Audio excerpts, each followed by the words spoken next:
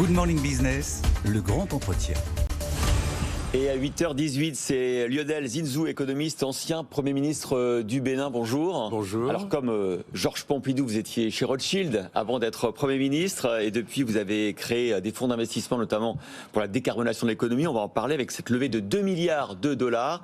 Mais effectivement, Laure le disait, un mot peut-être de cet accord assez historique en Europe sur le droit à polluer, les droits carbone, la taxe carbone aux frontières notamment, mais aussi des taxes pour les particuliers dès 2027 sur le fait que quand on a une voiture automobile, on pollue et qu'on doit compenser, payer. Est-ce que c'est la bonne méthode pour décarboner l'économie ? Oui, je ne sais pas s'il faut l'appeler taxe carbone. Il y a des économistes qui proposent de l'appeler dividende carbone pour que ce soit plus positif. Mais ce qui est certain, c'est qu'il faut faire apparaître le vrai prix, en réalité, de la pollution, de façon à la réduire. Et il faut aussi, aux frontières, faire en sorte qu'on ne contourne pas, en fait, la sobriété énergétique en allant s'approvisionner dans des pays qui n'ont pas les mêmes normes. Donc, d'une certaine façon, c'est effectivement remettre à niveau, et ça, c'est le signe d'une prise de conscience qui est multiple. Alors à la fois à Sharm el-Sheikh, il y a eu une conférence très importante avec assez peu de résultats, donc c'est une déception d'une certaine manière, notamment pour les pays les plus pauvres, qui n'ont pratiquement rien obtenu. Donc ça, c'était une déception. En revanche, à Montréal, sur la biodiversité, là encore, on a une progression de la conscience que, en fait, on dégrade, en perdant des espèces, à la fois de la faune et de la flore, on dégrade l'environnement, on accélère, en fait, la menace. Et du coup, il y a eu des engagements. Alors, il faut commencer par les engagements. Après, la question, c'est d'être concret. Ce qu'on a essayé de faire, d'ailleurs, entre Africains, c'est après Sharm el-Sheikh, c'est de dire on ne va pas recevoir beaucoup d'aide, donc organisons entre nous, parce que nous avons en Afrique beaucoup de solutions sur les problèmes.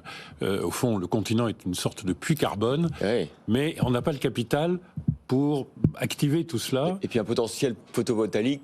On a un potentiel photovoltaïque énorme. On a très très peu utilisé encore l'hydraulique. On est probablement à 3% des capacités hydrauliques, ce qui n'est pas du tout le cas de l'Europe. On n'a pas commencé à toucher aux forêts ennoyées, les tourbières. On a énormément de choses à faire en foresterie, en conservation, mais aussi en complantation avec l'agriculture, où on s'aperçoit que la combinaison forêt qui régénère les sols et agriculture sous la canopée est très efficace en rendement. Enfin, on a énormément de solutions et pas du tout de capital. Alors justement, la question du capital, vous essayez de la gérer. Lionel Zinsou, vous avez repris votre activité de banquier d'affaires avec Southbridge, qui est spécialisé dans la finance verte. Vous venez de lever 2 milliards de dollars pour le climat. Qu'est-ce que vous allez faire avec tout ça ? Oui, alors 2 milliards, ça n'est pas beaucoup. En fait, vous voyez, la richesse du monde, c'est chaque année 80 000 milliards. Et donc, consacrer 2 milliards en Afrique à la reforestation et tout ce qui est lié à la nature, ça n'est pas gigantesque. Mais c'est beaucoup plus que ce dont on disposait jusqu'à maintenant. Alors, si vous voulez, il y a 34 pays qui se sont associés pour définir des projets. Donc, on a ce qu'on appelle un pipeline de projets. Et donc, on a des projets à la fois de murailles vertes pour cantonner le désert ou le faire reculer. Et on a beaucoup de choses à faire sur la forêt. Vous avez le grand puits carbone du monde, beaucoup moins attaqué que l'Amazonie, qui est dans le bassin du fleuve Congo, sur la République démocratique du Congo, le Congo-Brazzaville, le Gabon. Enfin, vous avez là un bassin considérable. Et vous avez toute l'Afrique de l'Ouest aussi qui a été déforestée, en fait, pour faire des grandes plantations industrielles de café, de cacao, d'EVA, et donc qui est elle-même à reforester, si vous voulez. Donc vous avez à conserver tout ce qui est encore en place et à reconstituer. Et ces projets sont identifiés et ne trouvaient pas leur financement. Et donc là, on a créé une coalition, et cette coalition, elle est assez intéressante. Il y a des gens qui ont plutôt une logique un peu philanthropique. Comme Jeff Bezos. Voilà, Jeff Bezos, il s'est engagé sur 10 milliards de contributions, principalement de subventions. C'est-à-dire ça ne sera pas de la dette.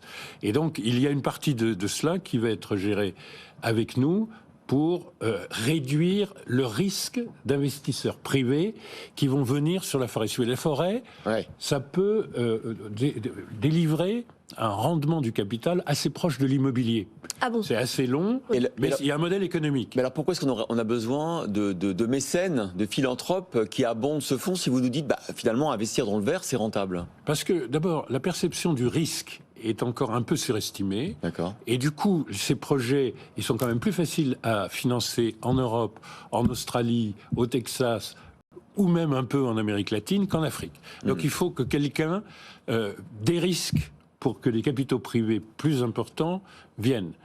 À côté des gens qui ont une animation philanthropique, si vous voulez, il y a les banques de développement, notamment la Banque arabe pour le développement économique de l'Afrique, qui est la deuxième plus importante des institutions financières de développement. Et c'est assez intéressant parce que les pays du Golfe et les pays arabes en général préparent l'après-pétrole et ont en ce moment une initiative très politique devant le fait que l'Occident hésite un petit peu à être généreux. Et donc, il y a effectivement, autour de cette Banque arabe pour le développement économique, des fonds à taux d'intérêt très bas. Parce qu'ils ont un excellent niveau de notation sur les marchés. Et donc, on va faire ce qu'on appelle dans notre jargon de blended finance, c'est-à-dire de la finance dans laquelle il y a du don, des taux très bas, et puis des taux de marché. Et pour améliorer la rentabilité, les certificats carbone sont très importants parce que c'est bien d'avoir un rendement type immobilier, mais vous êtes peut-être plus tenté d'investir dans la banlieue parisienne que dans la forêt équatoriale. Et donc, il faut donner un rendement supplémentaire. C'est ça qu'on essaye de fabriquer. Lionel Zinsou, je reviens un moment sur le marché du carbone. Vous avez dit, ça change, il faut payer au vrai prix, mais on voit qu'à partir du moment où l'Europe décide de mettre en place un prix du carbone, même si on n'a pas encore le prix et que le prix est important, ça râle. C'est-à-dire que tout de suite, l'Afrique du Sud dit c'est pas juste, vous mettez en place des mesures protectionnistes. Est-ce que l'Europe, en prenant des décisions certes fortes, elle n'est pas en train de se mettre une épine dans le pied ? Non, mais oui, effectivement, il y a des effets secondaires qui sont compliqués parce que les pays qui ne sont pas tout à fait aux mêmes normes vont devoir se mettre aux normes. Ça pose un problème à l'Afrique du Sud qui a des émissions, c'est le seul pays africain qui a des émissions à peu près du niveau de la France. Bon, la France, c'est des émissions par tête qui sont parmi les plus faibles en Europe. Néanmoins, c'est typique d'un pays industrialisé. Si vous voulez, par habitant, en Afrique du Sud, il y a 6 tonnes d'émissions de gaz à effet de serre. Dans un pays comme le mien, il y en a 0,6. 10 fois moins. Donc, c'est pas typique de l'Afrique, mais ce sont des grands exportateurs, notamment de métallurgie, de voitures, etc. Et ce sont de grands exportateurs de charbon. Ouais. Ils ont accepté de réduire considérablement le charbon et d'être d'ailleurs indemnisés pour ça. Ils sont dans un cas un peu particulier, mais il faut bien que les pays qui ont des émissions que quelqu'un commence baissent. Il faut absolument s'adapter. On n'a pas le choix. Alors vous qui êtes un économiste spécialiste de la décarbonation, comment vous voyez cette initiative américaine de l'Inflation Reduction Act, qui est une manière de financer massivement effectivement l'industrie américaine pour aller vers une décarbonation? L'Europe, pareil, comme l'Afrique du Sud vis-à-vis de l'Europe vis-à-vis des États-Unis dit mais attendez, c'est de la subvention déguisée, on va tuer l'industrie européenne. Oui, vous avez en tête qu'il y a quand même un Green Compact européen avec 750 milliards et qui est avec des dettes mutualisées en Europe, qui était une grande avancée. Ça ressemble un peu. Bon, il n'y a pas que des subventions. Écoutez, ce qui a été frappant dans le Covid, c'est que les États-Unis ont financé massivement, très très vite, toutes les entreprises pharmaceutiques, et ça a donné probablement une perte pour beaucoup d'entre elles, mais une avancée gigantesque, puisque les 2 ou 3 qui ont pu, grâce à cela, aller très très vite, ont sauvé des millions de vies. Et c'est raisonnable. On peut pas accuser les États-Unis, si vous voulez, de ne rien faire et d'être climato-sceptiques sous Trump, et ne pas regarder ce qu'ils font en termes d'accélération dans ce domaine. Après, il faut faire des ajustements, donc c'était raisonnable que le président français aille demander des waivers, des aménagements, etc. Mais l'Europe fait aussi beaucoup de choses. L'Afrique ne faisait rien. Et donc, elle est en train de se prendre en charge, si vous voulez, parce que nous, on a vraiment des solutions.